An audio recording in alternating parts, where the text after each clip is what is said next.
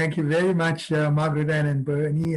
It's a real pleasure to be here with Connect Ottawa, and all of you. Thank you for joining. I'm really pleased to be able to do this. So this is about, I guess, about forming community. But at the same time, before we start, I also want to acknowledge the fact that we are on the lands of the Algonquin people of the Ottawa watershed. But at the same time, I also want to acknowledge the people who came after that, the settlers and the immigrants like us, to create this wonderful country of Canada. We know we have a long way to go in the reconciliation process with the First Peoples, but there is a positive intentions and energy moving towards that. And I think the pandemic really calls for us to reflect on the messages that we've been getting from our native, the native people of Canada, of North America, in terms of our oneness with nature. So what I'm going to do today is very much aligned with the need for us to rethink the way the world has operated in the last 500 years. So I'm going to be provocative in the way I am going to present this, because this is just not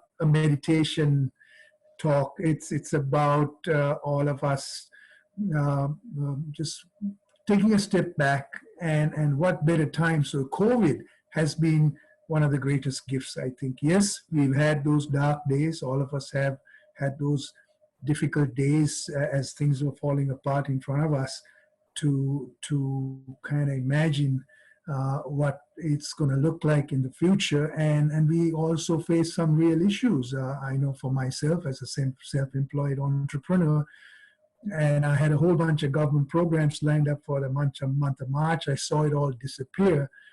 And at the same time, I'm a business developer, and my wife and I, we were in Detroit in the beginning of the month, in beginning of March. And I don't normally watch the news. I avoid news like the plague. We haven't had cable TV as our kids grew up. We avoided it. And that night, one night in Detroit on the 8th of March, I ended up watching CNN and NBC and Fox News, and I got really scared. And the next morning, I woke up with a huge backache. And I know when I have a backache, when I haven't injured myself doing crazy things in the kind of sports that I play, I know it's psychosomatic. So I realized how that backache really manifested itself from me going to a bit of a dark place of uncertainty. And I had to really work hard as I woke up to do some exercise and breathing, and to work it out and put things in perspective, and again get myself into a positive mode. I went for a run and I came back, and I had a whole bunch of things to do that morning in Detroit, and then drive back for 11 hours to Toronto, to Ottawa rather, and came back, and I was fine. But from the next morning on, again, the backache came on. So that really indicates to me, and we all know how our minds and bodies are connected. So in what I'm going to present to you today, and hopefully we'll have a rich dialogue with each of and all of us here in community, is that the fact that our mind and bodies are together as one unit is not something that the scientific, the modern technology, techno-industrial enterprise is something that is new in terms of this mind-body connection. So in terms of finding resilience, and I'm just going to share the screen. So I'm going to share some slides too along with it. There we go. So the topic is accepting life's uncertainties. So one of the things that was drummed into me in my Buddhist home as a child was the fact that everything is uncertain. Everything is impermanent. Everything changes. Everything is in flux. and both my parents were teachers. My mother was a Montessori teacher, so she was very much an experiential learning advocate. This being drummed into me at a young age, as well as this, the truth of everything is interconnected. So I'm connected with this earth, I'm connected with the tree, I'm connected with the soil, was drummed into me. And then I went to a oblate Catholic school where the education was a little different. It was about absolutes. It was about things that were certain. I was very close to the rector there, the priest there. He was one of my mentors. He brought in a sense of discipline to me. So I lived with two different worlds, and in between those worlds and transcending these worlds, these two worlds. And for me, I think I was blessed to be able to come out into the world that was really on that other side of objective realities, the scientific mindset, technology will solve the world's problems kind of mindset, which separated us from our nature. And that beginning and that journey has been an interesting one for me. So one of the things that I started doing, because my father was a meditator, and he had all these eclectic friends, monks and philosophers that we had the privilege of meeting. And one of the monks that I used to meet at least once a month lived in a forest in this town called Kandy that I lived in. Kandy was a beautiful hill town in Sri Lanka.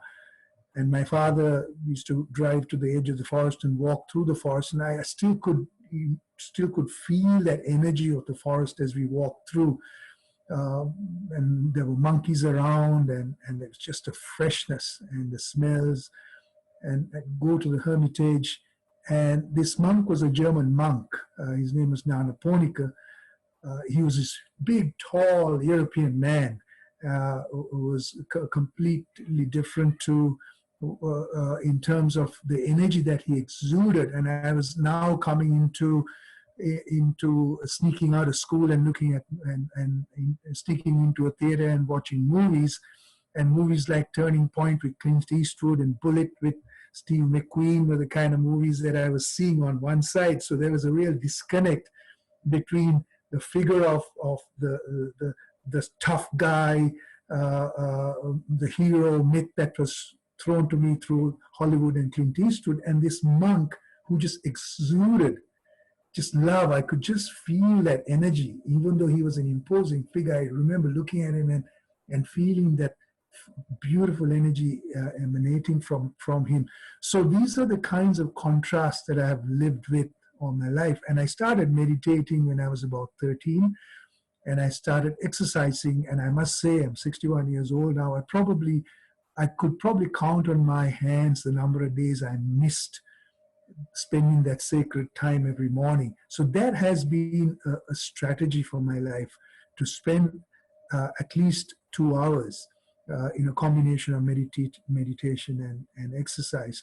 And of course, when life takes over in my 30s and 40s, I kept on exercising because I was addicted to that endorphin high. I used to miss out on the meditation some days, but the breath as a tool, breath as my friend, was always there with me. So this is what I want to share, because my whole world, my idyllic world, fell apart in 1971 on April 4th, when I was 12 years old, when a bunch of youth who were disenfranchised for some of the reasons that we are now dealing with right now in terms of separation of the social classes and all that. We were an anglicized Sri Lankan family. As a result, we had all the opportunities in the world. But these youth who were called the Che Guevara movement, they attacked every police station in the country at 5 in the morning on April 4th, and my my innocence was lost that day.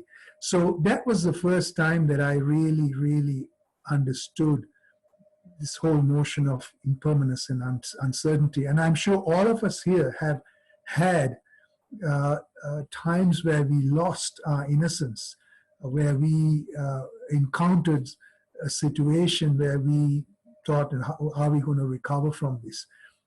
And then I happened to live there and bring up a family in the middle of a 30-year war.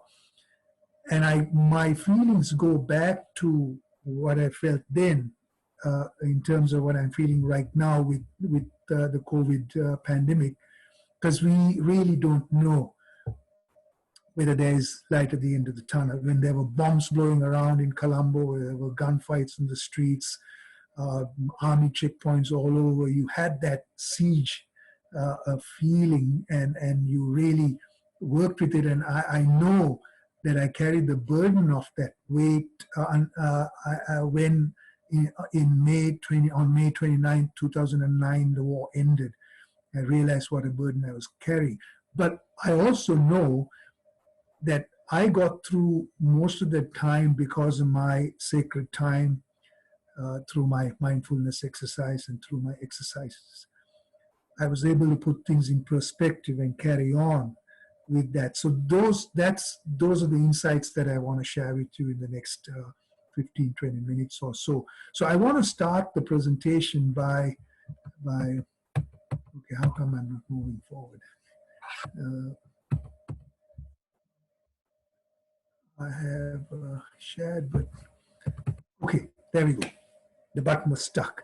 So I want to start the presentation by also, as I said, I've been exposed to different religions, different philosophies.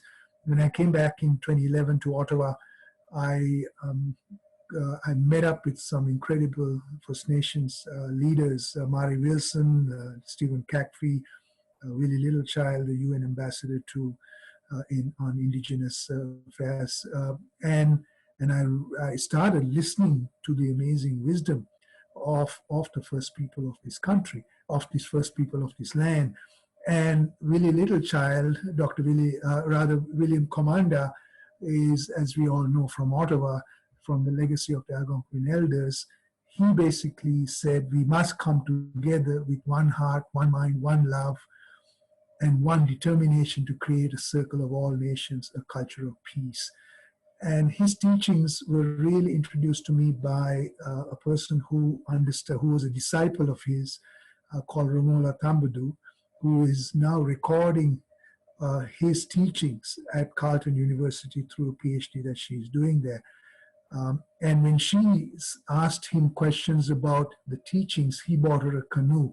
So he taught her through an experiential learning process. For 10 years, she said that she had the pleasure and the privilege of learning with him about our oneness with nature. So for me, it is really time now to move away from the separation that we've had from the 1600s, when the scientific thought, when Copernicus's theory of a heliocentric universe, they were scared to bring it out because of the church would get upset, and church did get upset and burnt Giordano Bruno at the stake for dabbling with those ideas, put Galileo in prison. And Descartes was watching all this and basically created the foundation to take science and technology on one path and spirituality on the other path, and separated the mind and body. And we have come to a head in 2020, where this pandemic basically is a biological response to an ecological crisis, which is having now amazing economic and social implications, and is showing up this separation and how unsustainable this separation is. And you know, when I saw that the oil prices have gone to minus $40 a barrel, wow! I mean, that's one of the most amazing realities of today, where the corporate world has kept this world going to a frantic pace on this whole notion of unabated growth, not realizing the limitations of this earth and nature in terms of the web of life that we are living in. So we've gone to the extreme ends by perverting our power in a way where it's a survival of the fittest, competitiveness, and the scarcity mentality that has brought us to where we are, which is being driven by fear. So we have situations where people who have money, who have the ability, who would go and empty the shelves of the shops without thinking about people who may not have money to buy things. So empties the toilet paper, empties the food shelves from a point of a selfish hoarding. So this is why I really believe that it's an amazing opportunity for us to reset how we are showing up in the world, how we need to move away from the fear mindset that has been drummed into us for years, and especially in the last, I would say, the baby boomer generation of prosperity that we saw in the world, in the democratic world, where we thought that abundance, bigger the better, we can grow, and businesses grow profit, and that whole philosophy of growth based on scarcity and fear and competition is now has now come to a halt. And especially when you think of oil companies are now paying people money to empty the oil from those big oil tanks. Imagine that. So I also share with you the medicine wheel in terms of looking at all of this through a holistic process, a holistic lens, to realize how interconnected everything is. So our emotions, our values, the decisions we make, and the actions we take in the physical world, everything is interconnected, and every action has a reaction, and every action has a certain karma to it, and we are realizing that in terms of our emotions, which influence our values which influence our decisions influence our actions, and the cycle continues. So it really then depends on how we show up in the world, what set of values do we bring forward, and when the world's premise of growth has been based on self-interest, we have found ourselves where the COVID crisis has put a stop to it right now. It's as if the earth has said, hang on a minute, we are going to stop all this and give everybody a pause now. And this is, as I said, a great opportunity. So for me, it's about coming home to your breath. And it is all about the mind too. Now, I invite you to close your eyes for a few moments, and then let's close our eyes and imagine yourself going to a place. Perhaps you did a trip in the winter to a beach, perhaps a trip last summer to the mountains. So away from your immediate surrounding. Now take your mind to a place away from there, to a beautiful garden, a beautiful place, a beautiful scene. It could be a beach. Now let's pause a few moments by taking your mind there.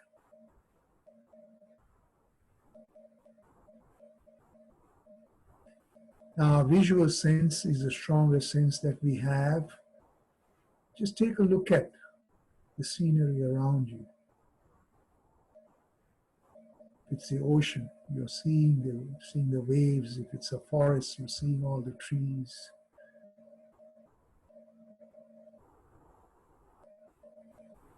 Now let's slowly open up our other senses as you're watching this scene. Your sense of smell. Take your mind there to smell the aroma, smell, if you're near the ocean, the salty air, the forest, the soil, the greenery. Now let's open up our ears to listen to the sounds. The waves of the oceans crashing down on the beach, the sound of the crickets, the birds in the forest, or wherever you are. And now let's open up the sense of touch. Feel that wind, feel the temperature.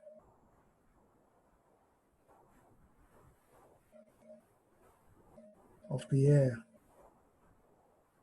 how it feels on the skin. So you've now opened all your senses, and your mind is out there.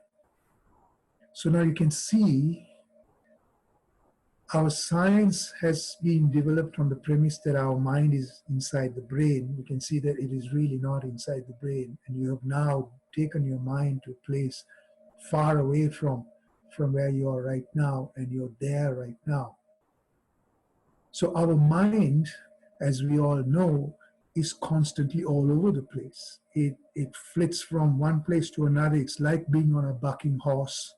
It's on a being on that horse, and the mind really is taken, and it has a mind of its own, by its own, so that horse takes you where it wants to go rather than where you want the horse to go. So mindfulness for me is about reining in that horse and saying, okay, hang on, whoa, I want you to go where I want you to go, rather than my mind and my ego, because my ego and my mind and is driven by our emotion, and our emotions is like a sponge. We take in everything we say. We're driven moment to moment by everything that we see, we hear. Our mind flicks from one thought to another. And of course, our conditioning plays a huge role in that. So our conditioning, especially from our infancy to the age 8 to 10, really creates those worldviews, those perceptions of how we see the world is there on one side, which are then hardened in us, and we see the world through that as well. We are seeing everything that is then through those perceptions. We are being driven by everything that we see and hear moment to moment. So that's the same way that we are driven by what the media tells us, what Hollywood tells us, what our peers tell us. So we really have not taken control of our minds to think about things critically and to understand the world as to how it really is. So now I'd like you, as you're closing your eyes, I'd like you to just bring your attention to your body as you're seated there in your surroundings. So come back, journey back from where you were. I know it's difficult to leave that beach behind. Come back to your basement, come back to your room where you're seated there. And then bring that mind to align with your body. And become aware of your body as you're seated there. Become aware of bring your attention to your head.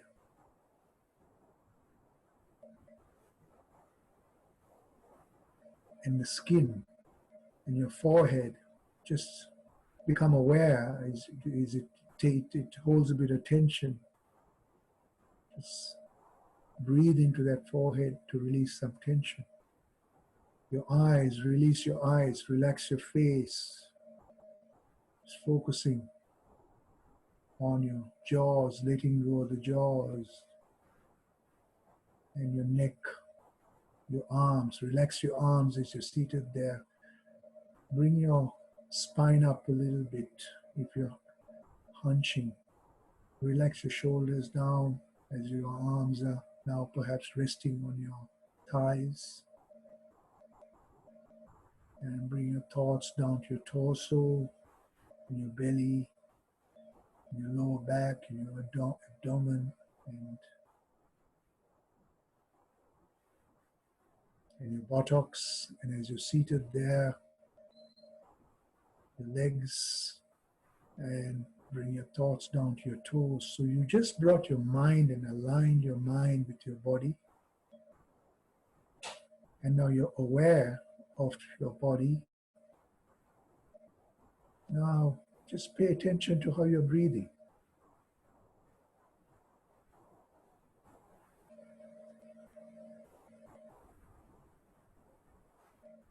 As you're breathing in, your body is expanding. Just pay attention to see whether your throat is expanding, your chest is expanding, or is your belly expanding. And as you're breathing out, you're contracting. So you're becoming aware of the cycle of life. Breathing in that oxygen and breathing out the carbon dioxide, the rhythm of life, the contradictions of life, the paradox of life. Because when you're breathing in, you're bringing life in, you're living, it's a birth. When you're breathing out, it's death, you're taking out the impurities. So that's a paradox, that's a contradiction now. And when you reflect on it, you realize your connection with the tree. You go back to that science lesson of photosynthesis, of what happens to the carbon dioxide you breathe out and how it's recycled. So my close connection with the tree is apparent from that reflection. And from there, the earth, the soil, the roots that go into that soil, and then we can make that inference. Yes, then we are connected to this earth. So how on earth can we separate ourselves from this earth? How on earth can we move down acres and acres of trees to set up these huge agri-farms and poison the earth to grow industrial farmed crops so we can ingest it and poison ourselves? How on earth can we do that is the reflection. And I invite you now to focus your mind on your breath.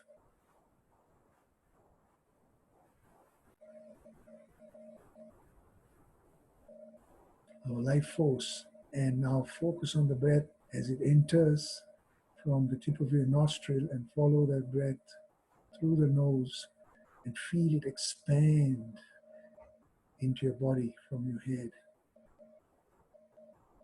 And just focus on the breath as it collects at your end of your nostril and follows through the passage of your nose and then exits as you exhale. So let's see whether we can focus on your breath and follow it into the nose and keep that total focus. And now that's what we call meditation. That total focus is what we call meditation. And that's how we slowly learn to tame our mind. Tame that mind that is flitting about, going all over the place.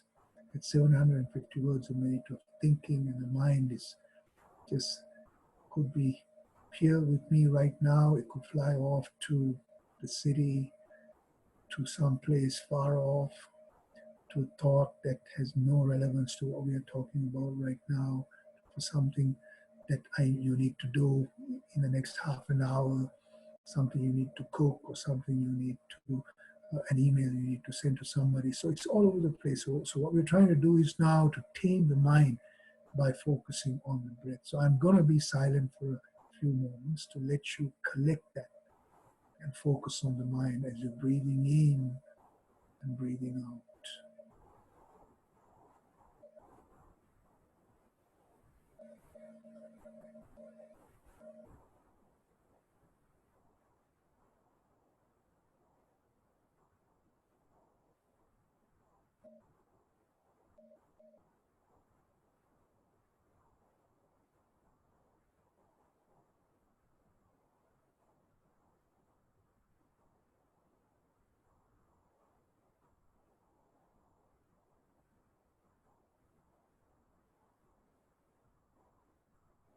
Now, and it's so easy to find yourself losing the breath and going into a thought. And suddenly you become aware that you're flown away on a thought. Be very gentle. It's okay, because this is one of the toughest, most difficult things to do. I meditated for a lifetime, but there are days where it's so difficult to catch the breath and focus on it. So be gentle on yourself. Be patient with yourself, and then slowly bring your attention to the breath again.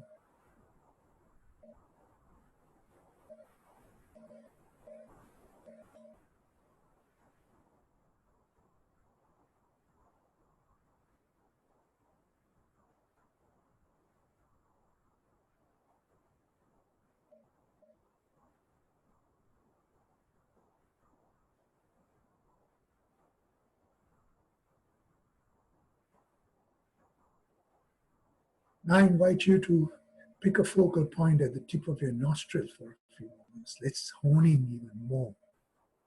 Let's focus even more. With your eyes closed, you're seated, you're relaxed completely.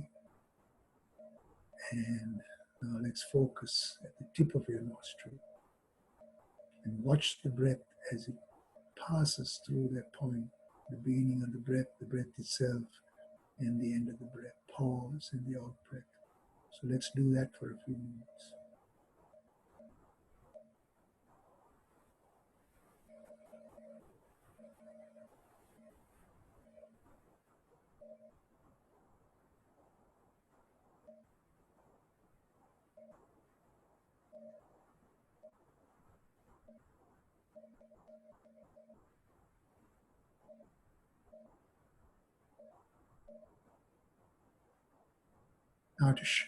Now to end this short meditation, I invite you to take 3 deep breaths.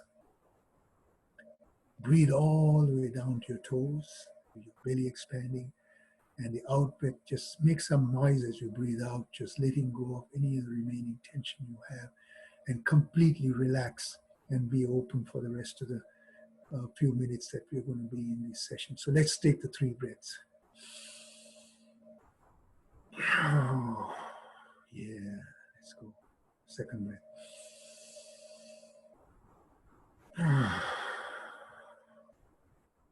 Third breath.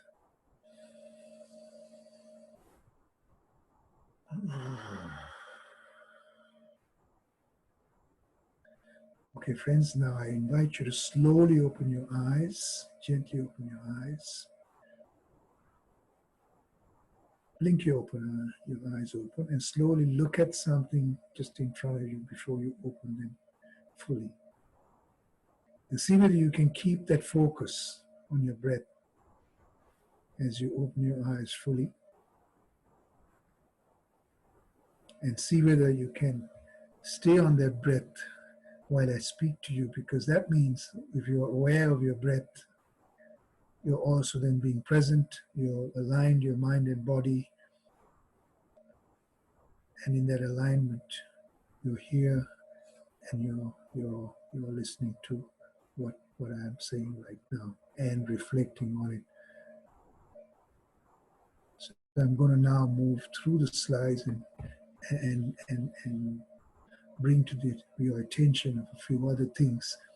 I have a very close friend of mine called Ranjan. He's a healer, he's an author, he's an amazing human being who has been working with the medical field to bring a new awareness to the technical, the oriented biomedical model, to bring in the consciousness piece of it.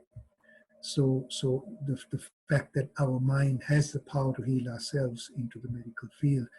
So he's writing a book, and one of the things that I learned from him was some of our primal needs and I noticed that we are 10 to 8, so I'm gonna go through this a little fast so we can go through some questions too. So stimulation is one of our primary needs, because as human beings right now, and you can imagine yourself now when you're under lockdown, one of the things that happens is we hate to get bored. We don't like to get bored. So we want to get stimulated. So what do? So if we are in a reptilian mindset, we go and do all kinds of things to get stimulated. So we can binge watch movies and let somebody else entertain us for hours on end. We can go and drink, we can do drugs, we can have sex, we can do all kinds of things to keep ourselves stimulated at that reptilian mindless level. But when we become mindful and aware in our stimulation, we then start becoming aware of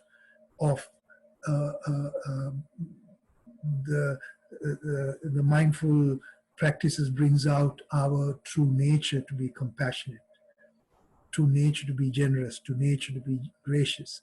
So we bring it back and realize that stimulation also comes from us forming community, us from helping each other as friends, us from being able to be generous, especially in times of need, us from being able to give something of great value to us that we would actually miss when we are giving that away to somebody else.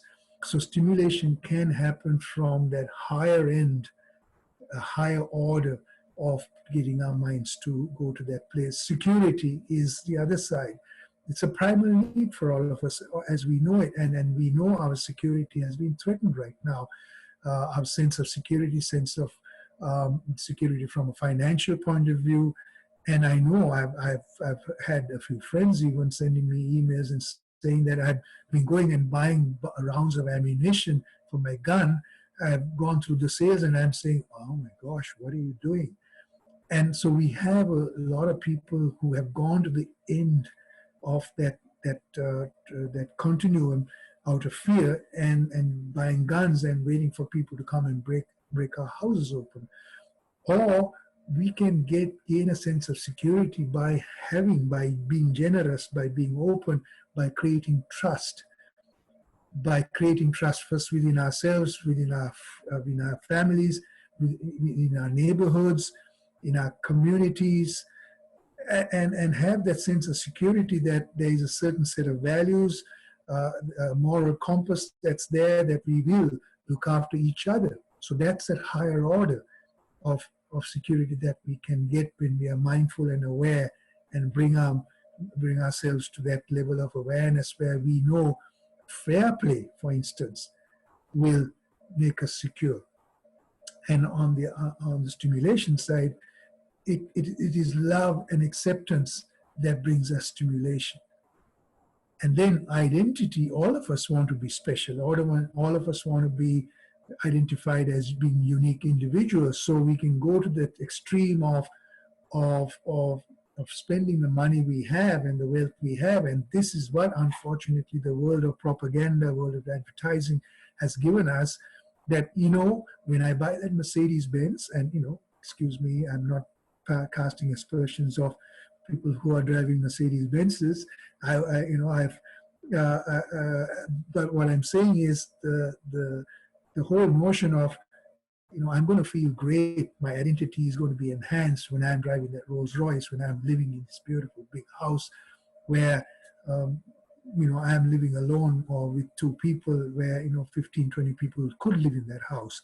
So that kind of physical, material attachments that we have gone to identify ourselves with is what's created now this whole separation with who we call the 1%, or the smaller number of people who seem to be controlling the economy of the world, and we are again separating ourselves in that narrative too.